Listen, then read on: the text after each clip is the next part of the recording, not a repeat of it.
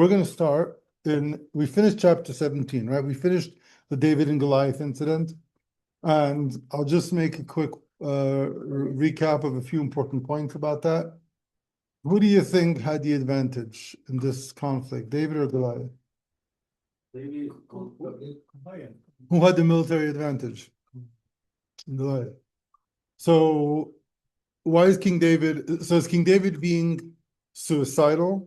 Is he coming with faith in God that God will help him? Or did he figure out how to turn his disadvantage into an advantage? Oh. What do you think? It depends. The truth is, all three can be true, but I'm going to highlight the third option. Because if you notice, Shaul gives King David his armor, right? You'll notice something about Shaul. Shaul always has weapons around him. He always has a spear. He always has armor.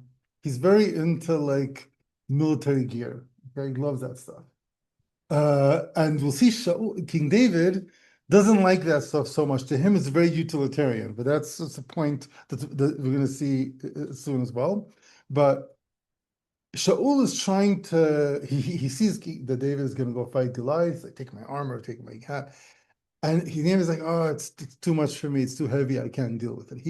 He realizes that in a man-to-man combat with a giant, he's not going to win if he's coming using the same weapons. He has to do something to take his weakness and turn it into a strength.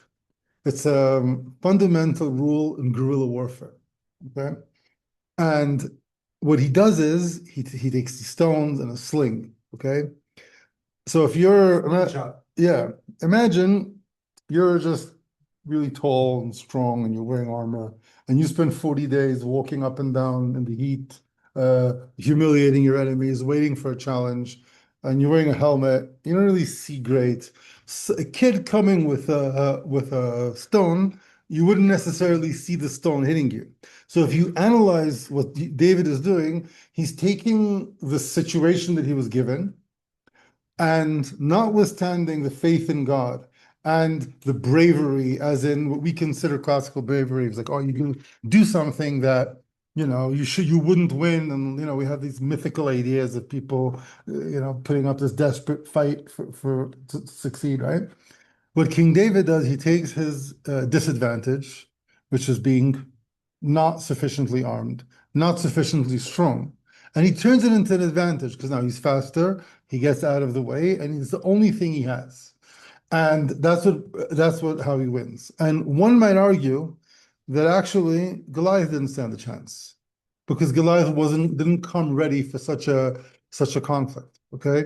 Now you needed to be really, really good at slinging stones in order to do this. And how do you get this good?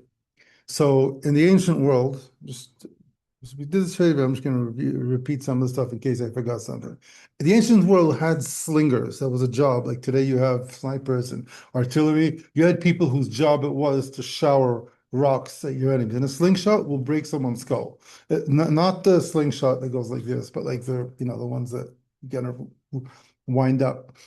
But I've practiced this slinging as a kid, and very often you hit yourself in the head or you hit someone behind you. It takes a lot of skill to do it, and you only get really good at it when you're a shepherd. There's a reason for it. Okay, yours truly has been a shepherd for a few years. So I have some experience in that. So I could share with you my experience and how it helped me understand this. When you take sheep out, you're going to spend 8 hours grazing them in Israel. The sheep go, they eat, they spread out. They have a instinct to herd together, but that instinct doesn't always work 100%. And sometimes you'll see the sheep over there and the sheep. You eat lunch, you finish lunch, and the sheep are just all over the meadow. How do you gather them around? So you can just run around and pick them up. But that would, yeah. What's your suggestion? Yeah, exactly. Either you have a dog. So today people have dogs that have been trained and bred for thousands of years to herd sheep. A dog like that costs 12,000 shekel. It's a border collie, like a purebred border collie. And no, sorry, it costs 7,000 shekel to buy a purebred border collie. And then it's like another 10,000 to train it. to be able to herd sheep, and a dog like that can herd 1,000 sheep. I could never keep the dog trained and alive. It didn't work for me. So I resorted to the old-fashioned way, which is stones. How does it work with stones? Because they have when they get scared, they run back to the herd. So if you see a sheep at a distance, you throw a stone at it. Either you hit it or you hit a rock next to it. Here's the stone hit the ground, and it runs back to the herd. And then you throw it at the next one. And then eventually they start seeing everyone's gathering, they all gather. Now, the longer the distance, the more you need a sling. You start using a sling, not for self-defense, but you use it to gather the sheep. And then because you're 8 hours a day, you're not in like training, you get really, really good at slinging stones. I'm talking about like shepherds can sling stones and hit bullseye at like 50, 80 yards easily. That's a little background for this. And therefore, David was for years a shepherd. He used the one advantage he had. And in this advantage, Goliath didn't stand a chance, even though from our perspective, it looks like he did. And the message for us here is things are not always what they seem. Things may seem desperate, things may seem you don't have a chance. But if you rationally consider your options, what are your strengths and your weaknesses, very often you'll find that you have an advantage that no one else has, and you could like destroy Goliath in a way that no one could imagine, and you just need to have that presence of mind to not panic and to think out of the box and consider your options. That was a quick review of chapter Goliath 17. was said that was not the only giant. I think in Hanoch book, Yeah. there was reminded something called the Book of Death, and they also, I think, they reminded them. The book of Enoch is not relevant here. In this story, he's the only giant. No more giants here. He was the last one. That's what I'm asking. In the story that we're being told here, we don't know of any other giants. There's apocryphal accounts of other books, other traditions of giants, living in Hebron and living in different places. Over here, he's the only one. Anyway, chapter 18. How about some more? ויהי ככלות ולדבר אל שאול לנפש יהונתן נקשרה בנפש דוד ויאהבהו יונתן כנפשו. So when David finished talking to Shaul after the incident of Goliath, Jonathan became very attached to David, and he loved David like himself. ויקחהו שאול ביום ההוא ולא נתנו לשוב בית אביו. So you can't help but seeing the contrast between father and son. Jonathan has a strong affection for David. He loves him, and Shaul, it would seem that he also loves him. But how is the pasuk being worded? How is it worded? Shaul doesn't allow him to leave. You're going to stay with me now. Now, obviously, David is a soldier. He's here to fight. He doesn't mind serving his king and his country. But it seems almost like from Shaul's perspective, it's like a prison. He doesn't let him leave. So it's not love. It's not affection. It's not a real connection. It's let's keep him close because I'm worried about this guy. He's going to be a threat to me. Again, this is a expression of Shaul's inherent lack of confidence, his inherent insecurity.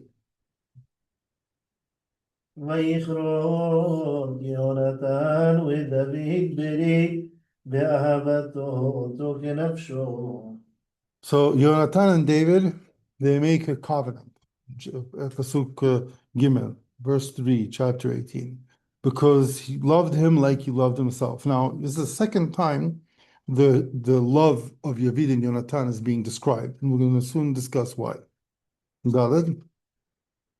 ויתפשט יונתן את המעיל אשר עליו ויתנהו לדוד ומדיו ועד חרבו ועד קשתו ועד חגורו. So as you remember, ancient Israel is suffering from a lack of good gear.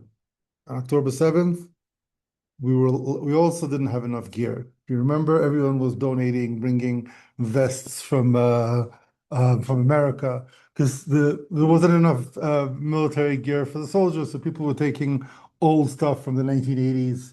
So if someone had good, if your son or someone you loved or your friend went out to war and he didn't have good gear, you would give him your vest, you'd give him your Shmuel gave me his magazines. He had I didn't have the double magazine. Yeah, you gave me double magazine, you gave me belt. So it's when in this country, men show affection by giving each other weapons. Okay. So you have a similar thing over here. Thanks for the gear, by the way. It came to good use. But he's giving him everything. He's giving him his sword. He's giving him his bow. He's giving him his battle belt, right? His helmet. Interesting that with Shaul, David didn't want to take it. He said, "No, I can't wear it." But here he takes it. So some of the commentaries feel that he didn't want to take it from Shaul because he felt like a jealous energy from Shaul. Whereas from Jonathan, he felt that it was given with a full heart, so he took it, you know. But anyway, Jonathan gave David more gear than Shmuel gave me. Okay, it's way more stuff. Just letting you know, Shmuel. All right, Pasuk. Give you my 9mm bullet. Oh yeah, I don't even remember. You gave me 9 millimeter. How many you give me? You gave me 50? Ah, nice, thanks. Let's read the next pasuk then. וישא דוד בכל אשר ישלחנו שאול יסכים וישימהו שאול על אנשי המלחמה ויתן בעיני כל העם וגם בעיני עבדי שאול. So David goes out to everything his father Shaul sends him. To everything Shaul sends him, and whatever he does, he succeeds. And Shaul gives him a job to be in charge of the military.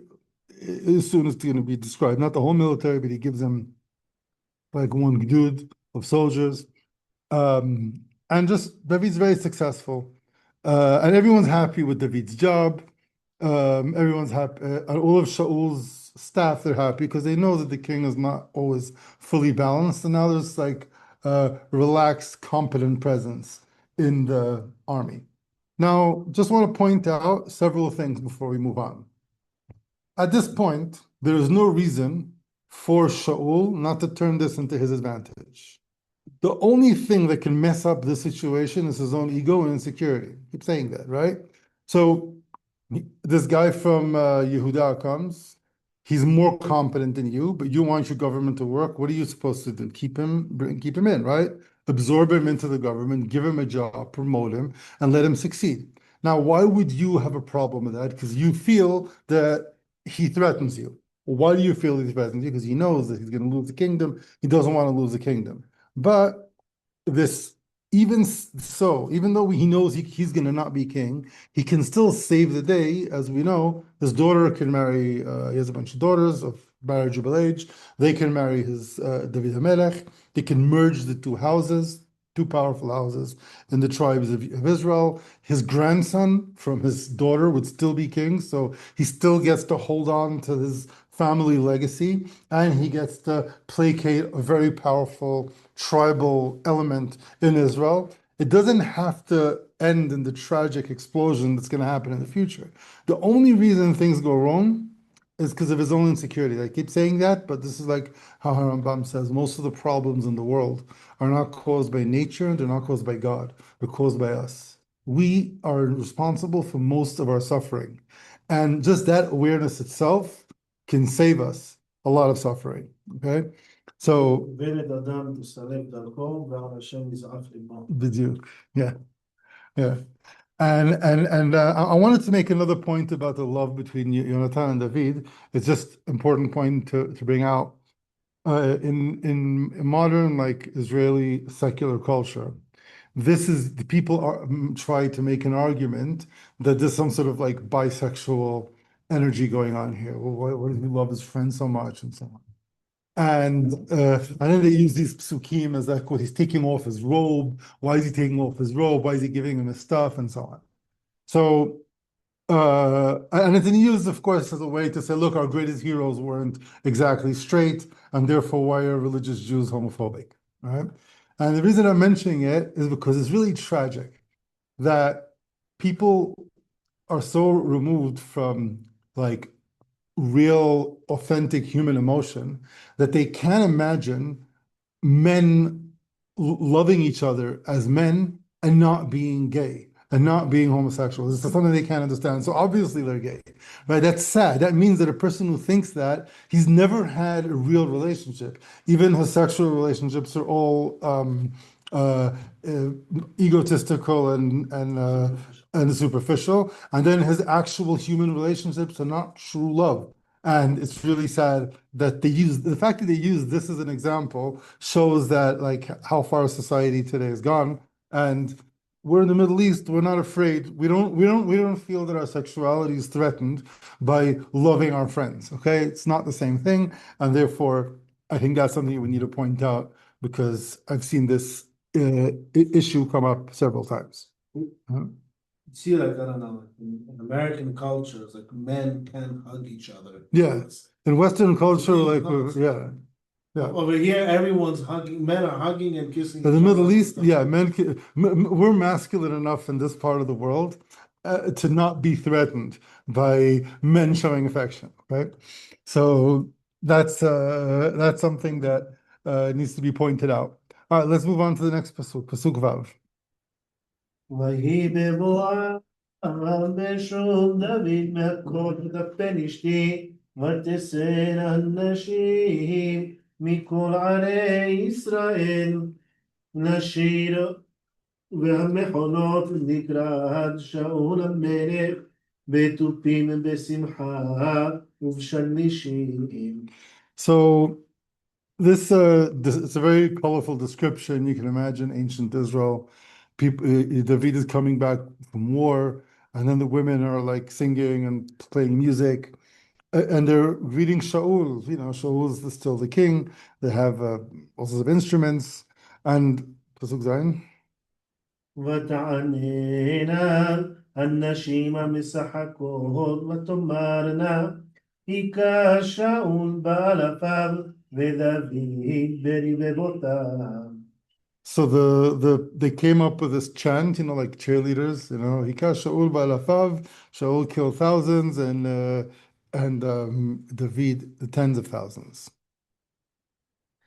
וייחר לשאול מאוד וירא בעיניו הדבר הזה ויאמר נתנו לדוד רבבות ולי נתנו אלפים ועוד לא אך המלוכה. Do one more. Oh, the ויהי שאול עוין את דוד מהיום ההוא והלאה. So in Pasuk Chet and Tet, 8 and 9, we see it's all in Shaul's head. Okay? So the girls are singing some cheerleader song. You're the king of the country. You have an administration to run. You have wars to fight. He sits at home brooding that David gets tens of thousands and I only got thousands. Soon he's going to become the king. We call it in Hebrew, Ochel Sratim. Okay? He's Chai V'Seret and Ochel. This is a little bit of Ulpan slang for you. There's a difference between Chai V'Seret and Ochel Sratim. You know the difference? Chai V'Seret is someone who's in fantasy land. Ochel Sratim is someone who like works himself up into this overthinking, and he gets all anxious. He gets an anxiety attack. Okay, Shaul gets anxiety attacks. That's the evil spirit from God. He's having an anxiety attack because he's overthinking a very common situation. Young girls, they dance and sing, and they just say what comes to their mind. And they came out to greet the king. They didn't come out for David. So it's fit with a rhyme, you know. Shaul ba'alafav, David b'revevotav. A normal person who's secure in himself wouldn't start le'echol sratim on something like that. But Shaul being insecure, what does the pasuk say? Shaul hated David after that. He developed hatred for him. Okay, so now everything that he's going to do, already we could see insecurity before. He's trying to like contain the region. You can't leave, you have to stay with me. And now he sees that he's successful and he starts hating him. And sometimes in life you come across people like this, you know. You can have a boss who hires you to do a job and you do a good job and he hates you for it because he feels you're outshining him. He's making money off you, but he doesn't like you. I've had experiences like this at work. So it's surprising sometimes, but don't be surprised. Some people are that insecure. Pasuk Yud.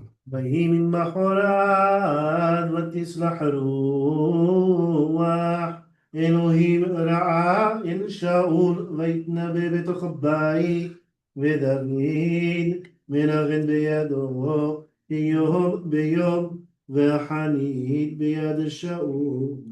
So the next day, this bad spirit from God falls upon Shaul. Now remember, it's the next day. So don't think that God like gave him a bad spirit and that's what brought him down. No, this is the bad spirit. The bad spirit from God is when you don't follow God's path and God's mission that He gave for you. If someone like Shaul is standing with in his situation as king of Israel, who's been decreed that he won't be king anymore, but he can make decisions now that would be good for him and good for everyone. But he starts eating himself up from the inside with anxiety. That is the evil spirit from God, and he's depressed. And the pasuk uses strange words. Vayitnabe b'toch habayit. What does litnabe mean? To prophesy. We know that a person who's like in depression, a person who's angry, a person who's not in his best state can't have nevuah. What does it mean, mitnabe? The pasuk doesn't even say what it means. It says he was mitnabe b'toch habayit, and David is playing music yom b'yom. But so I'll just point out what commentators say that it's a synonymous term. So a Navi would get like a seizure. Remember we discussed Nevi'im? I don't know if we discussed it here. Right? He gets his body kind of like shakes and that. So he's having a panic attack. Okay. And it looks like Nevuah. It's a synonymous word. So his Shaul is having. Prophecies upon him. It's not prophecy. It's a synonymous word, the same word like prophecy. He's not having nevuah. It's not a sacred experience of understanding God. It's just him having a panic attack where he's like, Hallucinate. yeah, not hallucinating, but your body shakes. You ever watch Sopranos? You ever watch Sopranos? So when Tony has a panic attack, what does it look like? Yeah. He's having something like that. The Navi also could look like that, but he has Nevuah. It's a similar bodily, it looks similar physically. Okay. So he's having a panic attack, and David is playing music like he always does. So he's a machat in the army, he's like a former general, and he's also called in to play music when the king's having one of his bad days. Okay. Again, this could have ended well. Notice this didn't have to end the way it did. Now, what is Shaul holding? He's holding a spear. Now you're the king. You have guards. David is with you playing music. Why do you have a spear in your hand? Again, insecurity, fear. Person is when your mind is full of fear, you always need to have weapons with you because you always feel threatened. Okay. And read the next pasuk. ויתם שאול את החנית ויאמר עקב דוד ובקיר ויסוג דוד מפניו פעמיים. So Shaul, even though it's like he can only get up from his panic attack because of the music that David's playing, right? David already knows what kind of songs he likes, what's his favorite playlist, yeah? And what does he say? I'm gonna take the spear, I'm gonna stab through David and into the wall. And David's is dodging it twice. So twice the spear goes through the wall and then David slips out, runs away. Okay? But it's just like it's an image that's kind of tragic. The only person that not only is helping you with your mental illness, but he also can save the kingdom for you, and he can give you the continuation of the kingdom. He can give you a future that the kingdom would still be kind of in your bloodline, and you're trying to kill him. It's it's an extreme version of us killing our opportunities and our chances. It's interesting, like this whole anxiety is this fear of David replacing him. Right? When the office of the king is meant to be, okay, God asked me, put me in a position. To serve. Right, to serve. He wants someone else to do it. But though, someone else. Yeah, even if it wasn't for God, if you're serving, then if you feel that someone is better than you, or you think someone might be better than you, you should be helping him because you're here to serve a higher purpose, which is effective administration of the country. Why are you getting caught up in the ego of it just being you? Right, but so here he turned the kingdom into his own Yeah, thing. exactly. וירא שאול מלפני דוד כי היה אדוני עמו ומעם שאול שר. So Shaul has fear of David because he sees God is with him, and he left Shaul. Now, Pasuk Yud Bet. What's amazing here is that the Pasuk doesn't say God left Shaul, but that's how Shaul feels. Shaul is pushing God away.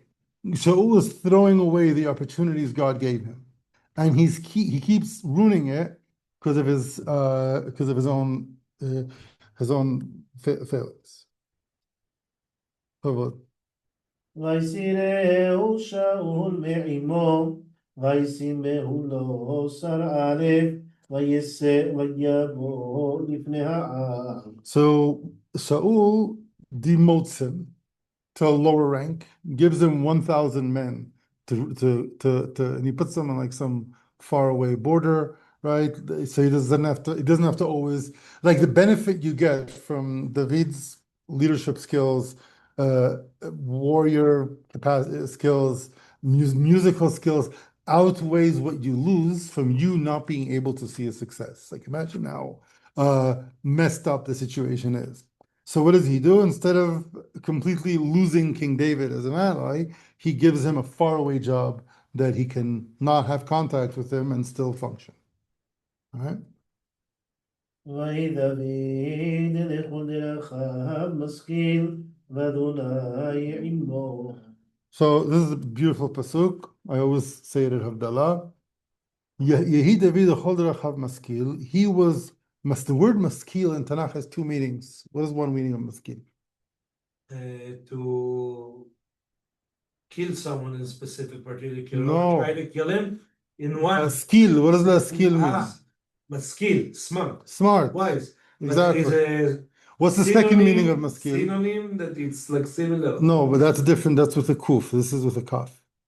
Okay? Maskil is... Liskol, you're talking about stoning? Yes. No, that's with the kaf. Maskil with, I mean, that's the kuf. Maskil with a kaf, it means to be smart. And what's the other meaning of maskil? Wise. What's the other meaning of maskil? To be succeed. In other words, to succeed in doing things because you're smart. In other words, using your brain to make things happen. Va'adonaimo. It's like God is with those who help themselves. Like, if you're maskil, then Hashem icha. If you're not maskil, God isn't going to help you. He's not going to help you out of your own stupidity. Okay, so you only have what we call divine providence if you have done, if you've used the capacity. I don't like using the word ishtadlut. Okay, I'm using a different word. Okay, because ishtadlut, you know the concept of ishtadlut, people say. So never mind. Like, the concept I'm going to use here is that you can only hope for divine providence when you've maxed out the skills that God gave you. And then you can start talking about providence. And that's David. Everything he does up until now, it's balanced, it's correct, it's maskil v'adonai. All right? Tetvav. וירא שאול אשר הוא משכיל מאוד ויעבור מפניו. The pasuk keeps hitting this nail over and over. He sees one of his staff is successful, right? He's his servant, so David's just doing his job, and he fears him. Instead of promoting him, instead of using it for the benefit of the country, it's eating him up. וכל ישראל ויהודה אוהב את דוד כי הוא יוסף ובא לפניהם. So now, because David is out on the border, right? He's the man on the wall, and he's and don't forget the context is in a time of great peril. We were attacked by Plishtim, by Ammonim. These wars are very important for our survival and our success. David's getting popular both with Yehuda and Israel. It's important to point out for now and for future chapters we were not a united republic or a nation. We were a confederacy of tribes, and Yehuda and Israel are two separate things. That's why the Pasuk says that Israel, what? Israel and Yehuda instead of all of Israel. Yehuda was kind of different. They had a different identity. In America, who's American here? Like, like Texans, they have like their own identity sometimes, their own flag, right? But it was more than that. Like the people in Yehuda, they felt they always were soon going to see this come out. They always felt that they weren't given enough of the piece of the pie. They always felt that Binyamin took too much power. So to unite being that David was from Yehuda and Shaul was from Binyamin, it was important to create. It was an attempt to create this unity of these two tribes, and it was more than that because the Binyamin had the children of Leah. I'm sorry, the children of Rachel, and David represented the children of Leah. So it was it, it got a little bit it get a little complicated.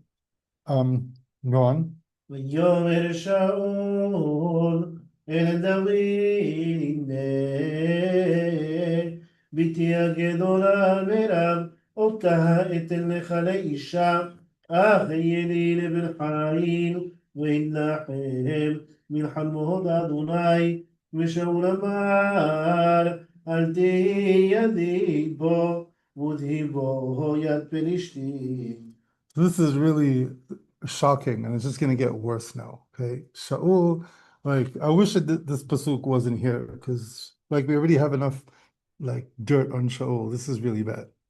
Shaul says, "Let me marry my daughter off to David," which would make sense, but the narration of the pasuk is that he's not doing it because he wants to improve the kingdom. He's doing it because he can use this as a way to hurt him. So it's he's actually selling out his own daughter for to be used as a weapon against his political opponent. The cynicism of this move is astounding, and it's only going to get darker. And what makes this even more cynical and more astounding is the fact that it wasn't a bad idea in and as of itself if he wasn't doing it for such cynical reasons. He could have just said, yo, we'll just become family, and now whatever he does, I'll be associated with. So it's not me, it's him. Like he could have done that, could have went that way. But no, he's scheming how to use this, and we'll soon see how, as a way to get rid of David. This one, Philistine would kill him, not me. Yeah, he's using it. Yeah, they tried the Palestine kill him. Yeah. So he's like, he's not like because he's want to get his daughter. So to try to. He's using his daughter as bait to hurt his political rival, who is not even a political rival. David's not competing with him for anything. Maybe in the future, when he dies, David will be king, but he's not there for it now. You have no evidence that way David is trying to do. It's all in his head. ויאמר דוד אל שאול מי אנוכי ומי חיי משפחת אבי בישראל כי אהיה חתן למלך. So who am I? I'm just from the Judeans. He wants to. I'm not sure what he's thinking, but from the language he uses, he's minimizing his family. So he wants to make himself small. Shaul's unstable. He doesn't want to be a threat to Shaul. He doesn't want to just say yes, because then who knows how Shaul will react. He wants to act as gracious as he can. No, it's not me. I don't want it. I'm not worthy of your royalty. I'm just a simple Judean Bethlehem peasant, warlord, shepherd. It's not, who am I to marry your daughter? ויהי בעת ט' את מרב בת שאול לדוד והיא ניתנה לעזריאל המחולתי לאישה. So this is really strange. at the time, so there was a time when Shaul was supposed to arrange the betrothal of Merav to David, and he ends up giving her to Adriel Hamacholati, someone else, as a wife. Probably some other form of alliance, right? So that he needed. And he postponed this Judean alliance. ותאהב מיכל בת שאול את דוד, ויגידו לשאול, וישר הדבר בעיניו. Again, Shaul keeps getting chances. For those of you who feel bad for Shaul, as I have done for years before I read this, he has another chance. He has another daughter, Michal, probably very attractive. She falls in love with David. It's another opportunity for him to fix this. He has a daughter, loves David, marry them, have kids, then everything was fine. All right, but what does he say? And he's like, yeah, it's a good idea. I have another daughter that can marry David. And then, Vayomer Shaul, ויאמר שאול, אתננה לו, ותן למוקש, ותבוא יד פלישתים, ויאמר שאול אל דוד, בשתיים תתחתן בי היום. So again, Shaul can only see this as a way to use his daughter to hurt David in some way, as we're going to see. And he tells David, all right, maybe you weren't worthy of my first daughter. You get my second daughter. Like, the first daughter I gave to someone else. So it's like kind of also a bit of a demotion. He's constantly putting him down. Okay. David doesn't see it as being put down. He does his job and he prefers Michal because they have a relation, they know each other, whatever, she loves him. But the way Shaul sees it, he sees it as a political thing. I'm giving you my lesser daughter, my younger daughter, instead of the first one. ויסב שאול ואת עבדיו דברו אל דוד בלט לאמור הנה חפץ בך המלך וכל עבדיו אהבוך ועתה התחתן במלך. So over here we see the political abilities of Shaul as well, right? He doesn't directly come to David because by this time David reads him. Okay, he knows exactly what's going on.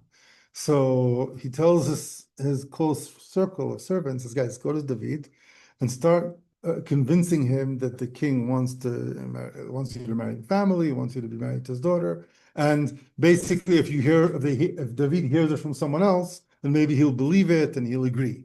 Okay, because it's, keep your enemies closer. He sees David as an enemy. וידברו עבדי שאול באוזני דוד את הדברים האלה ויאמר דוד הנקלה בעיניכם יתחתן במלך ואנוכי איש רש ונקלה. So David's response is also very sharp. He says, "Oh yeah, you guys want me to marry this king's daughter? I'm poor. I have nothing. I'm just a shepherd, soldier. How can I afford to take care of a princess? It wasn't yet obvious that if you marry a princess, you become rich. It wasn't that obvious. And I have a soldier salary, pension. What am I gonna have? Use sheep. How can I marry a princess? This is too much." ויגידו עבדי שאול לו לאמור הדברים האלה דיבר דוד. So they hear from Shaul hears David is low-key, not refusing, but he's rebuffing this generous offer. ויאמר שאול כה תאמרו לדוד אין חפץ למלך במואב כי במאה עורנות פלישתים להינקם באויבי המלך ושאול חשב להפיל את דוד ביד פלישתים. So this is the famous case where he says, I don't want money.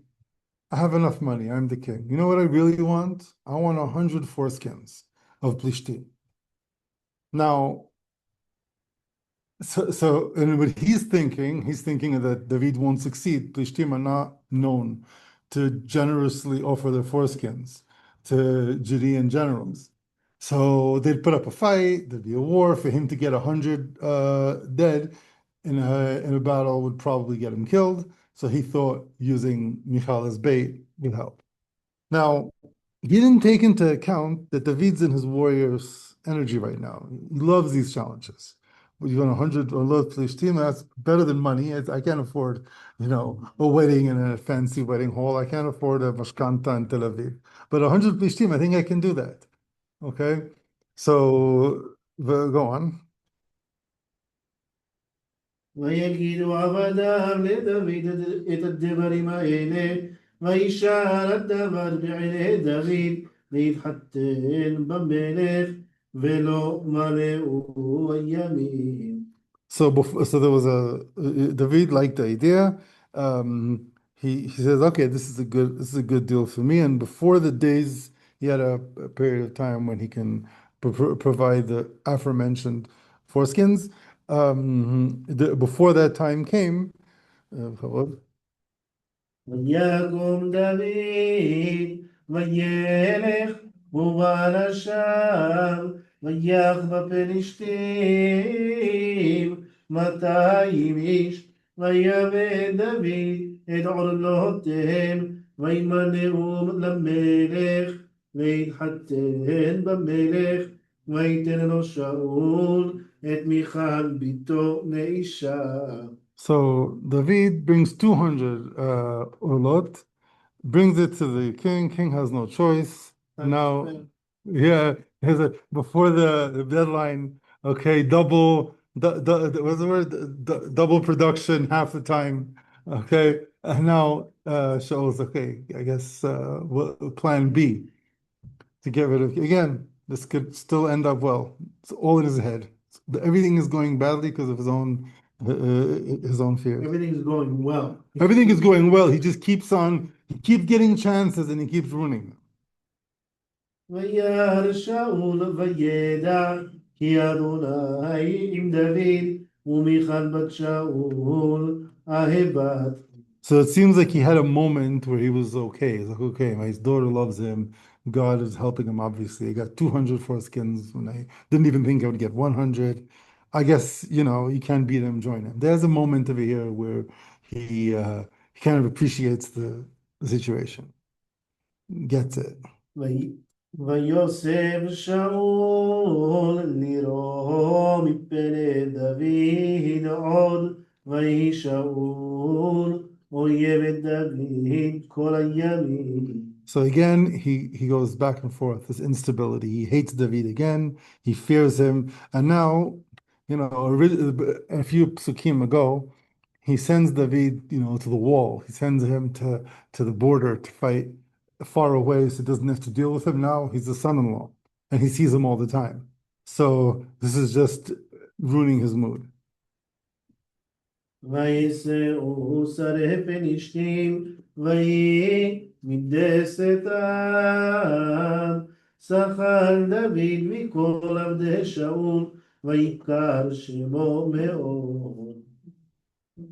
So every time the Plishtim had these sarim, different generals would go out to war, David was the first one there, and everything he did, from all of the other military people in the army, David was the most successful, Vayikar Shemo Ma'od, and is becoming more and more prestigious. His name he gets a good reputation. All right. We finished chapter Yilchet. We'll do another chapter. We're going on until 7:15, so let's do more. וידבר שאול אל יונתן בנו בין כל עבדיו להעמיד את דוד ויונתן בן שאול חפץ בדוד מאוד. Over here, you see the blindness of Shaul, right? He's speaking to everyone. David's popular. Everyone likes him. He's doing a good job. Jonathan likes him, and yet he's talking to them, let's kill David. And Jonathan really wants David. He thinks David's doing a great job. Well, he's his brother-in-law, their family. Why would you want to kill him, right? His daughter loves him. His son loves him. His servants are happy with him. he could be the father of his grandchildren, and that would be obviously be the next king. But he wants to kill him. It's come from the beginning. You remember when they when they killed the Philistines, the Yeah. giant, and say, Shaul killed 1,000. And Yeah, when you went out, we read there, that. That's when he started hating him. Yeah. Very angry for. Yeah. He's very sick. That's Yeah. it's the same example of people reading into situations and then making more out of them than they should be. ויגד יהונתן את דוד לאמור מבקש שאול אבי להמיתך ועתה ישמר נא בבוקר וישבת בסתר ונחבאת. So Jonathan now is telling David, listen, go hide. My dad wants to kill you. He's losing it again. Just don't be around.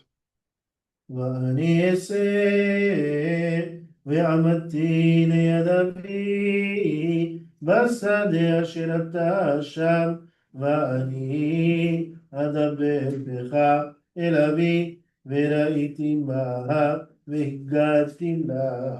So just keep away, hide. I'll speak to my father Shaul. I'll see what he's up to. I'll keep you updated. What's happening? What his mood is. Yeah, what side he woke up on the bed. וידבר יהונתן בדוד טוב אל שאול אביו ויאמר אליו אל יחטא המלך בעבדו בדוד כי לא חטא לך וכי מעשיו טוב לך מאוד. So he's trying to reason with his father. He says, don't sin to your servant David. He did nothing wrong. In fact, everything he is doing is good for you. He's not damaging us in any way. וישם את נפשו בכפו ויך את הפלשתי ויעש אדוני תשועה גדולה לכל ישראל ראית ותשמח ולמה תחטא בדם נקי להעמיד את דוד חינם. So he put his nafsho bekapo, as the Hebrew saying, like he put his soul in his palm, like he's willing to get, like your heart in his sleeve is where he's willing to put his soul in his hand and like risk his life to fight her enemies. God brought victory because of him. He defeated the Philistines. You should see it and be happy. Why would you sin and kill an innocent man who's done nothing but help us? וישמע שאול בקול יהונתן וישבע שאול חי אדוני עם יומה. So again, the instability. He gets a moment of clarity. He's convinced. He goes, oh no, God forbid. We were never going to hurt him. You're right. David's one of ours. He's family. ויקרא יהונתן את דוד ויגד לו יהונתן את כל הדברים האלה ויבא יהונתן את דוד אל שאול ויהי לפניו כאתמול שלשום. So the reproachment, David comes back, they're friends, everything is good, he's playing the harp, and he's fighting wars, everything is peaceful in the royal household. Doesn't have like a nervous breakdown. Well, for now. With people like this, everything is peaceful until it's not. ותוסף המלחמה להיות וישא דוד וילחם בפלישתים ויך בהם מכה גדולה וינוסו מפניו. So the war continues. David goes out because the Plishtim have not been defeated. We've just kind of got a bit of independence from them, but they were still on the border. They were still constantly raiding. The war continues to go on. David goes out to war. He wins some victories and chases them away. ותהי רוח אדוני רעה אל שאול והוא בביתו יושב וחניתו בידו ודוד מנגן ביד. So I don't know why every time that he has a panic attack, he has a spear in his hand. But again, he has a spear in his hand. sitting there holding it. David is playing music to calm him down, and the same thing. He just can't control himself, tries to stab David. ויבקש שאול להכות בחנית בדוד ובקיר, ויפתח מפני שאול ויח את החנית בקיר, ודוד נס וימלא בלילה ההוא. So this is the third time he needs to get people to do drywall in his house to fix the spear that he made holes in the wall. This is the third incident. The second incident with the third stabbing attempt, the spearing attempt. David runs away again that night. וישלח שאול מלאכים אל בית דוד לשומרו ולעמיתו בבוקר, ותגד לדוד מיכל אשתו לאמור, אם אינך ממלט את נפשך עד לילה, מחר אתה מומר. So Shaul immediately sends people to follow David home, wait outside his house, and then in the morning, when he comes out, didn't want to kill him in front of his daughter, kill him outside the house so she doesn't have to see it. He's a gentleman after all. And v'taged David Michal ishto lemor, and then and Michal sees what's happening. She knows her dad. She tells David, you gotta escape. My dad's losing it. ותורד מיכל אל דוד בעד החלון, וילך ויברח וימלא. So Michal, she lowers him from the window, and he runs away. ותיקח מיכל את התרפים ותשם אל המיטה, ואת כביר העזים שמה מראשותיו, ותכעס בבחן. So Michal takes some figurines, some dolls or something that she had at home. She put it under the sheets so it should look like a person, and she took some goat hair and put it kind of sticking out of the blanket so it should look like he's asleep. And that's it. וישלח שאול מלאכים לקחת את דוד ותאמר חולהו. So Shaul tells him, go bring him from the house if you can, if he's not leaving. And she says, no, he's sick. So she's delaying, so he has time to run away. וישלח שאול את המלאכים לראות את דוד לאמור, הענו אותו במיטה אליי להמיתו. So so Shaul, you should read Tet Vav, yeah? Read Tet Zayin as well. ויבואו המלאכים, והנה התרפים אל המיטה, וכביר העזים מראשותיו. So they find this whole ruse that Michal set up for them. Bring the bed with them. Yeah. Read more. ויאמר שאול אל מיכל, למה ככה רימיתיני, ותשלחי את אויבי וימלט, ותאמר מיכל אל שאול, ואמר אלי, שלחני למה עמיתך. So he confronts his daughter, honey, why are you helping my enemies? His lack of awareness of his own family is insane. It's her husband. She loved him. Of course, she wants to help him. And she knows her dad's in one of those moods. So she lies to him. She says, no, he knew that you're coming for him, and he threatened to kill me. Of course, I'm on your side.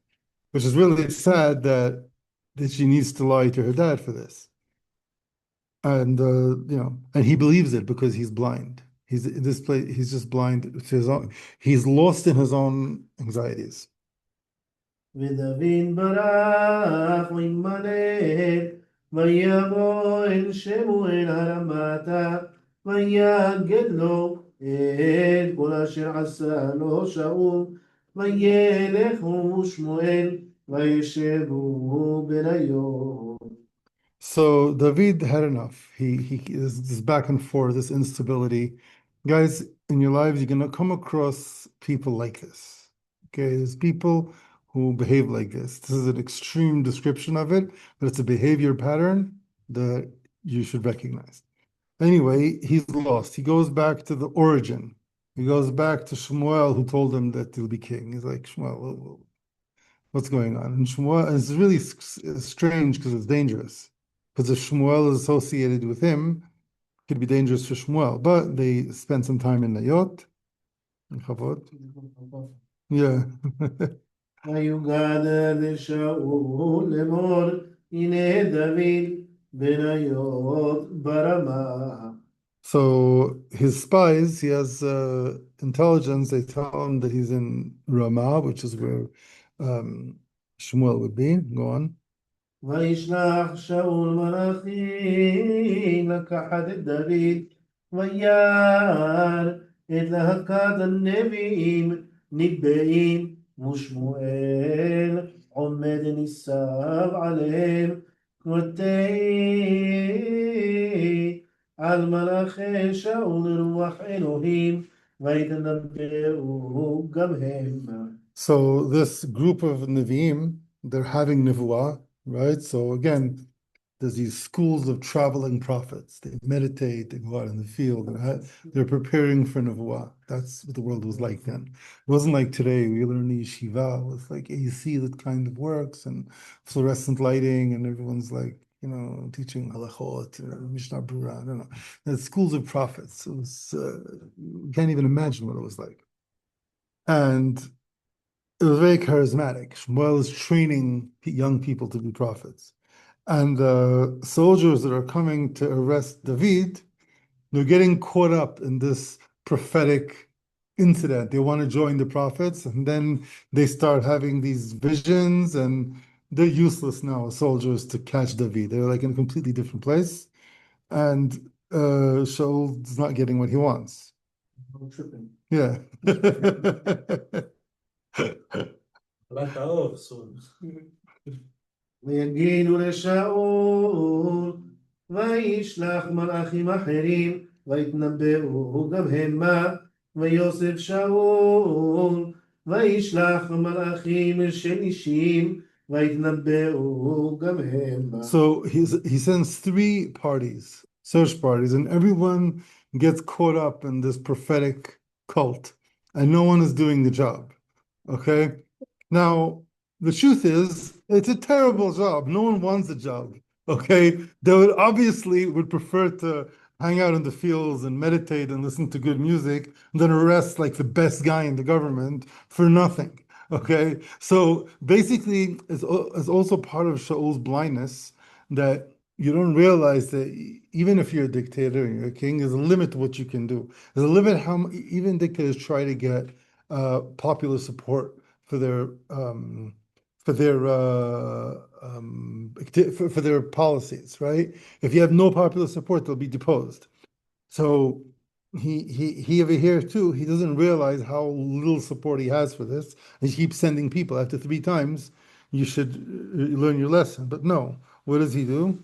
There's a similar story with Onkelos. Yes, Uncle Asager, yes. He was like the nephew of the Caesar or something. So there was a man in Rome named Achilles, and he converted to Judaism.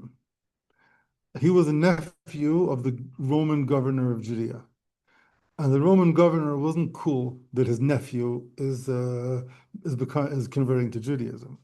I don't know how many converts you guys know, but like this is like a high status convert, right?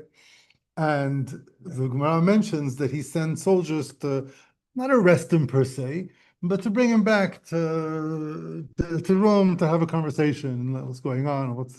Our old gods aren't good enough for you. What do you need this Judaism for? So the Gemara mentions that every group of people that would come, he converted them to Judaism as well. At some point, the emperor gave up because he now had a whole group of Roman converts. It represents a true. There's I don't know if the incident is factually true exactly the way it's told in the Talmud, But I remember reading in some historical accounts that there was a period in Rome where like 10% of the population converted to some form of some different forms of Judaism. So the Roman religion was kind of obsolete. It was like reworked Greek religion. Judaism was very popular, and that's when Christianity was Christianity was a startup to make like a form of Judaism that would be fitting for Rome and wouldn't be as difficult to keep as Judaism. So, so Achilles, we couldn't pronounce Achilles in Babel because I think we lost the ayin, so it became Onkelos. We should know there was a rabbi, a student of Rabbi Akiva, who wrote a commentary on the Torah that's still being read in Beit Knesset, and it's considered the gold standard, not commentary, translation of translation, and his name was Achilles. You know?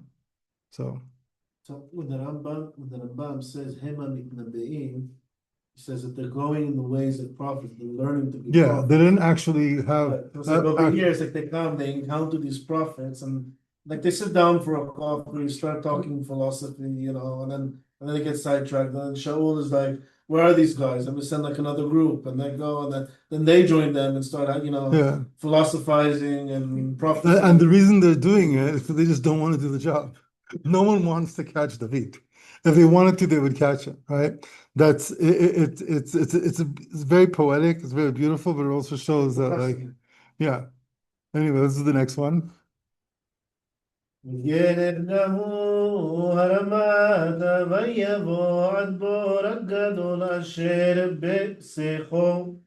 בסכו וישאל ויאמר איפה שמואל ודוד ויאמר הנה בניות ברמה.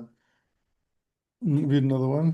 וילך שם אל הניות ברמה ותהי עליו גמור רוח אלוהים וילך הלוך ויתנבא עד בואו בניות ברמה. So this is like the great climax of the story. He says, okay, if you have a job you need done, you know, you got to do it yourself. I sent three parties to arrest David. None of them succeeded. I'm going to do it myself. They all got lost in this prophecy. He goes, and what does he do? He also gets Ruach Elohim, and he also starts joining the prophets, and he doesn't want to do it, which shows that even he didn't really want to do it. Okay? Some ideas, it sounds good. You know, sometimes revenge. I really want to get this guy. I really want to do something. But when you faced with the opportunity to do it, you get cold feet.